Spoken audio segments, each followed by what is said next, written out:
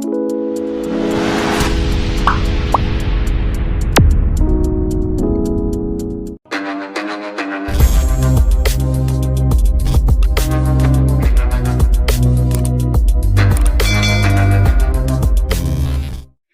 হোক, আমরা তো ছিলাম না, তোমরা জানো, মানে আমরা নয়, আমি ছিলাম না, তাই আমার সংসারে কিছু ছিলও না। বাড়ি থেকে ওই যে কটা সিম নিয়ে এসেছিলাম, ওইগুলো দিয়ে সংসারটা চলছিল। তো ফাইনালি আজকে আমার বর এক ব্যাগ ভরে বাজার নিয়ে এসছে। তো সে কী কী বাজার নিয়ে এসছে একটু তোমাদের সাথে শেয়ার করে নিই। এই যে হচ্ছে আমার বাজারের থলে। তো এর ভেতরে কি কি আছে দাও, এখানে একটা লেজ নিয়ে এসছে আমার বর। তো যাই হোক,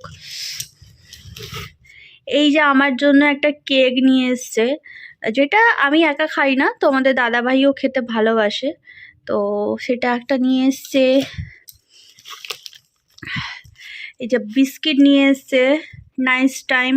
বাড়িতে একদমই বিস্কিট ছিল না, মানে আমি ছিলাম না, বিস্কিট সব আমি ওখানে নিয়ে চলে গেছিলাম। আমাকে বলেছিল যে তুমি নিয়ে চলে যাও, এখানে কে খাবে, আমি তো থাকবো না, সারাদিন বেরিয়ে যাব, তো সেই জন্য বিস্কিট ফিস্কিট ছিল না, যে কটা ছিল ওই এসেই খাচ্ছিলাম। এটা একটা টোস্ট চায়ের সাথে খাওয়ার জন্য।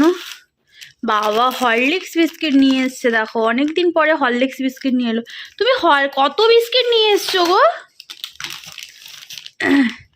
আর পাঁপড় নিয়ে এসছে, এত বড় পাঁপড় নিয়ে এসছো কেন কুচু? ভেঙে ভেঙে কোট বানাতে হয়, ছোট সাইজের পাঁপড় নিয়ে এলে কত ভালো, গোটা গোটা খেতে ভালো লাগে। টমেটো কেচাপ, তারপর টমেটো আছে, এটা কি দেশি টমেটো? এখন সব দেশি টমেটোই মার্কেটে উঠেছে। বাবা ব্যান্ডেড নিয়ে এসছো, কি ব্যাপার, তোমার লাগবে? আর এখানে একটা ব্রেডের প্যাকেট। টমেটো কেচাপ দুটো নিয়ে এসছো? দুটো টমেটো কেচাপ, কারণ কি আমাদের তো চাউমিন হয় অনেক সময়, প্রায় খাবার তো বানানো হয়, তার জন্য। আবার তুমি সেই টাটা টি গোল্ড নিয়ে এসছো কেন? লুজ চাটা নিয়ে আসতে পারলে না? এই টাটা টি গোল্ডটা ফালতু একটা চা, লিকার হয় না দুধ চায়ে দিলে, এক গাদা মানে চায়ের পাত্তি ঢালতে হয়, তারপরে লিকার হয়। তোমাকে না বলে বলে হয় না, বুঝলে। তেল নিয়ে এসছে। ইমামি নিয়ে এলে কেন, ইঞ্জিন পাওনি? আর এই যে আমাদের চিনি, আমাদের চিনিটা 1 কিলো 500 নিয়ে এলেই হয়ে যায় আমাদের। মাস্টার অয়েল দুটো, 1 মাসের তেল। আর এই যে একটা ব্রাশ, আমার ব্রাশটা পুরনো হয়ে গেছে, তাই নিয়ে আসতে বলেছিলাম। লবণ প্যাকেট। বাপরে বাপ, ধনে পাতার অবস্থা তো পুরো খারাপ হয়ে গেছে। ধনে পাতা তো এখানেই মনে হয় চাটনি হয়ে গেছে গো। কাকাটার দোকান থেকে কিনেছিলে? কাকা ধনে পাতাগুলো এরকম দিয়েছে, ধনে পাতা একবারে নিচে দিয়েছে। এই কাকাটাকে না বলে মানে শেখানো যাচ্ছে না আর। ইস, ধনে পাতাকে একবার নিচে দিয়েছে, ধনে পাতার অস্তিত্ব থাকবে ধনে পাতা এভাবে নিচে রাখলে? তো এই যে দেখতে পাচ্ছ বাজার, কুমড়ো, ধনে পাতা, টমেটো, ফুলকপি, বাঁধাকপি, ক্যাপসিকাম দিয়েছে গো। এই বিনসের মধ্যেই ক্যাপসিকাম আছে দুটো, এখানে ক্যাপসিকাম আছে, বিনস আছে, এই যে দেখো। তোমাদের দাদাভাই সেদিন বিনস নিয়ে এসছে, আবার বিনস নিয়ে চলে এসছে। বিনস আছে এখানে, মটরশুঁটি আছে, তবে বিনসগুলো খুব ভালো জানো, দারুণ, সরু সরু একদম নরম। একটা হয় না সে মোটা মোটা টাইপের, এটা কিন্তু বেশ সরু সরু, এটা খেতে খুব ভালো লাগে, মিষ্টি মিষ্টি লাগে। আর সেই মোটা মোটা না, কেমন একটা সেই শক্ত শক্ত খ্যাচখ্যাচে টাইপের মতো লাগে। আদার দাম প্রচুর হয়েছে নাকি গো? আদা নিয়ে এসছে একটু। বিট, এই যে শালগম, এখানে শসা, গাজর, এখানে কাঁঠাল আছে, এঁচোড় আছে। আর এটা হচ্ছে, আমরা বলি এটাকে কি বলে, খামালু যেটাকে বলে, তো আমি জানি না বাকিরা কি কি বলে। আর এটা হচ্ছে বাঁধাকপি, ফুলকপি, সবই তো দেখিয়ে দিলাম। আর এদিকে আছে আলু, আর যেটা মেন লাগবে পেঁয়াজ, বলেছিলাম পেঁয়াজটা নিয়ে আসেনি, কালকে আবার সকালে যাবে। আর এই যে হচ্ছে গ্রসারি, বাকি গ্রসারি সব কিছুই আছে, এই টুকটাক যেটা দরকার ছিল সেগুলোই বলেছিলাম নিয়ে এসছে। পাঁপড়টা কিন্তু আমি বলিনি, আমার বর কিন্তু মনে করে পাঁপড়টা নিয়ে এসছে। যাই হোক, দেখতে পেলে কি কি বাজার এনেছে আমার বরটা, একদম ফাইনালি বাজার করতে শিখে গেছে, আমার খুব ভালো লাগলো। খুবই জিনিসপত্র ভালো নিয়ে এসছে, একদম ফ্রেশ সুন্দর টাটকা জিনিসপত্র, দেখে খুব ভালো লেগেছে আমার, আমি খুব খুশি হয়েছি। এই হচ্ছে ব্যাপার। আর বাড়িতে তো একদম কিছুই ছিল না, যে টুকটাক সবজি ছিল আমি সব নিয়ে চলে গেছিলাম বাড়ি যাওয়ার সময়। কারণ কি, তোমাদের দাদাভাই রান্নাবান্না করে খাবে না বলেছিল, খায়ও নি রান্নাবান্না করে, প্রত্যেকদিন খাবার কিনে নিয়ে এসে খেয়েছে। তো সেই জন্য আমি যা কিছু ছিল সবই নিয়ে চলে গেছিলাম, কিছুই ছিল না, সবজিপাতি কোনো কিছুই ছিল না। তো সেই জন্য এখন তো চলে এসেছি, এখন তো লাগবে। তো কদিন সময় হচ্ছিল না, বাজার করাও হয়নি, তো ফাইনালি আজকে নিয়ে আসা হয়েছে। এবারে মনে হচ্ছে যে হ্যাঁ, আমার একটা সংসারে সব কিছু ভরাট ভরাট মনে হচ্ছে। আমার ফ্রিজটা পুরো ফাঁকা, একদম ধুধু মাঠ হয়ে গেছিলো, কিচ্ছু ছিল না ফ্রিজের মধ্যে, মনটা আমার খারাপ খারাপ করছিল। তারপরে সবজি টবজি না থাকলে আমার ভালো লাগে না, আমি একটু সবজি খেতে একটু বেশি ভালোবাসি, সবজি মাছ এগুলো একটু খেতে ভালোবাসি। ফ্রিজে মাছ নেই, মাছটাও আবার কিনতে হবে। তো আপাতত এক দুদিন যাক, এখন চিকেন হবে, ডিম আছে, সেগুলো মাছটা দেখি একদিন সময় করে যেতে হবে, গিয়ে একটু মাছ নিয়ে আসতে হবে। ফ্রিজটা একদম মাছ না থাকলে কেমন কেমন একটা লাগে। বাড়ি থেকে যেহেতু এত মাছ খেয়ে এসেছি, তো ওই জন্য কদিন মাছ না হলেও চলে যাচ্ছে, ওই জন্য আর মাছের প্রতি মানে এতটা নেই, আর ওই জন্য চেঁচাচ্ছি না মাছ মাছ করে। সবজি ছিল না বলে সবজিটা নিয়ে এসেছে, তো মাছটা দুদিন পরে কিনবো।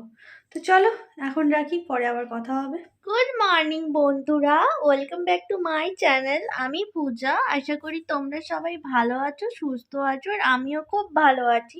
আর আমাকে নিশ্চয়ই ভুতুর মতো লাগছে দেখতে, তাই না? আমি একটা ছোট ভুতু, জ্যান্ত ভুতু পড়েছি। আজকে তো সানডে, এখন একটু যাব চা করব, চা করে চা খাবো, তারপর ব্রেকফাস্টে কিছু খাওয়ার বানাবো ভাবছি। তো চলো তোমরা ব্লগটা কন্টিনিউ দেখতে থাকো আর সাথে থাকো। এই দেখো চা বসিয়ে দিয়েছি, চাটা হয়েই এসেছে। আর ওদিকে একটা মাছ দোকানি এসছে, একটু ভাবলাম যে মাছ একটু দেখবো কি মাছ পাওয়া যায়।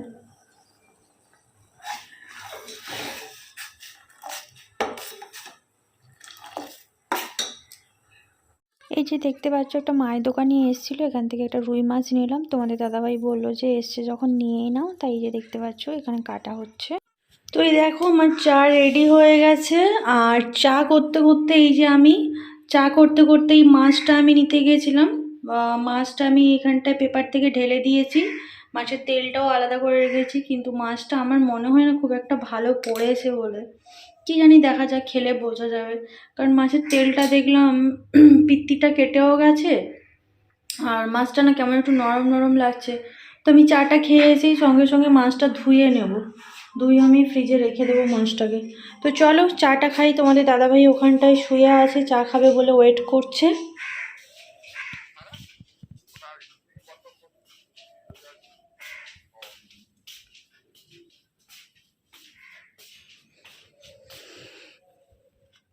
সোনু, চা নিয়ে চলে এসেছি, উঠে পড়ো। কি খাবে? Nice time. ও নাইস টাইম বিস্কিট। আমার বন্ধুদেরকে একটু গুড মর্নিং বলে দাও। এটা কি? এটা করলে মানুষকে টাটা করে দেওয়া হয়, ব্লগ শুরুই হলো না তুমি টাটা করে দিচ্ছ, এটা কি? আসো বলো গুড মর্নিং, অনেকদিন বলোনি। Good morning. তাকিয়ে বলো এদিকে। Good morning. চলো চা খাবে, তোমাদের দাদাভাই কি বলছে নাইস টাইম।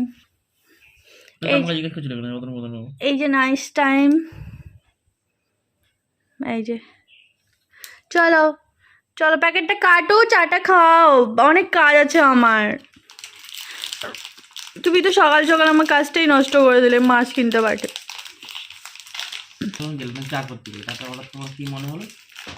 তখন তো ওইখানে মাছটা কি দিচ্ছিল ওদের বাড়িতে, আমি ওখানে গিয়ে বা কি করব? হাত দিয়ে মানুষ বিস্কিট কাটে, আর আমার বর মুখ লাগিয়ে দিয়েছে। এত খাওয়াচ্ছি, শক্তিগুলো কোথায় যাচ্ছে? হাত দিয়ে পারছো না একটা প্যাকেট কাটতে?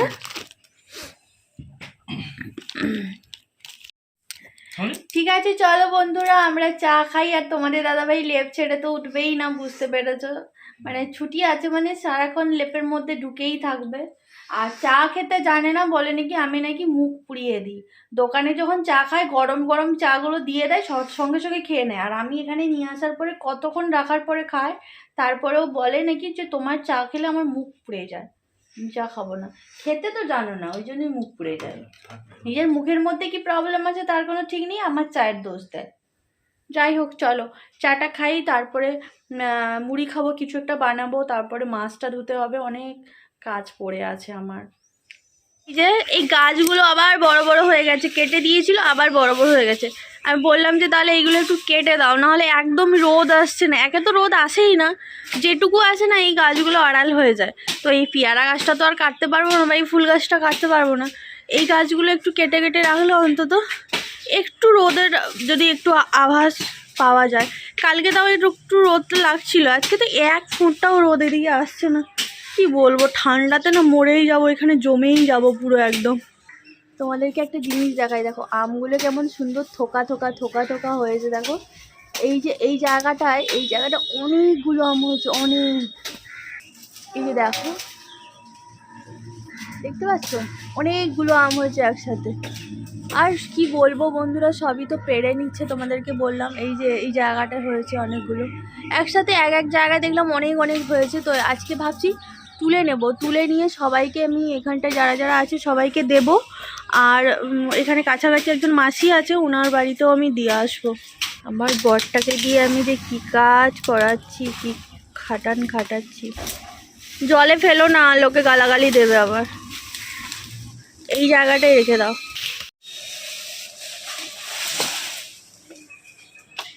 দেখো বন্ধুরা কত সুন্দর ফাঁকা হয়ে গেছে না, একদম ফাঁকা করে দিয়েছে। এই গাছটা যদি না থাকতো আরও ফাঁকা হয়ে যেত, কিন্তু এটা তো ফুল গাছ, এটা তো কাটা যাবে না। দেখো ফুল গাছটার অবস্থা কি হয়েছে, পাতা ফাতা নেই, কিছু নেই, একটাও তো ফুল দেয়ও না, কিছু না। আর এদিকেই পেয়ারা গাছ, আর এদিকেই আম গাছ। তো আপাতত যতটুকু হয়েছে ততটুকুই অনেক, একদমই মানে ঘিরে গিয়েছিল। তো একটু ফাঁকা হয়েছে, বেশ ভালো লাগলো। আর দেখতে পাচ্ছি রোদ আমার এদিকে একবারই আসে না, রোদটা ওই দিকে আছে। দেখো বন্ধুরা, আমার গেছো বাড়িকে আমি আজকে গাছে উঠিয়েছি আম পাড়ার জন্য।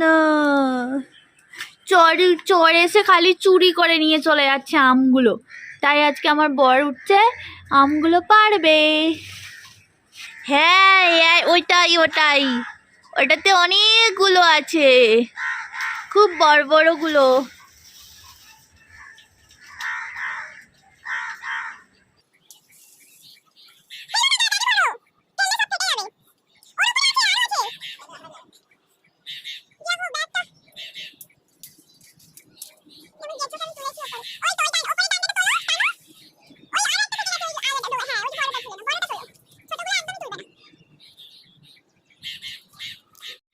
দেখো বন্ধুরা, আমরা আম পেড়েছি।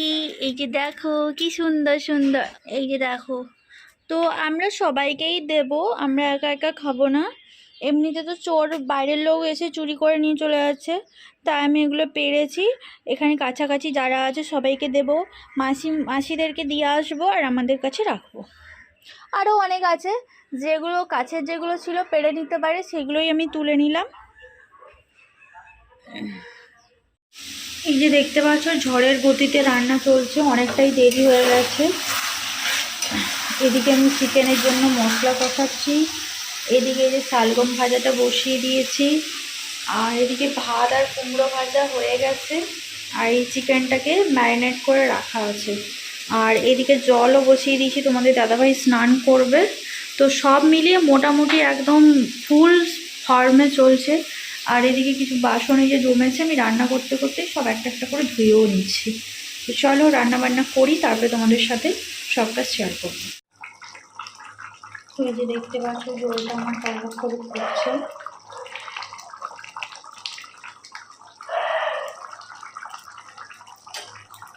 পুরো দেখে মনে হচ্ছে না পুরো মাটন রান্না হয়েছে, অ্যাকচুয়ালি এই মুরগির মাংসটা পুরো মাটনের মতোই টেস্ট লাগে।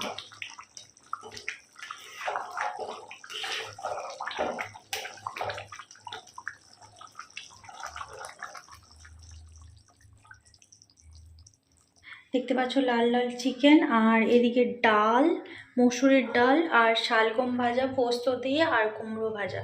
আর এটাই হচ্ছে আজকে আমাদের লাঞ্চ। আর আমি তার সাথে এই যে পেঁয়াজ কেটে নিয়েছি।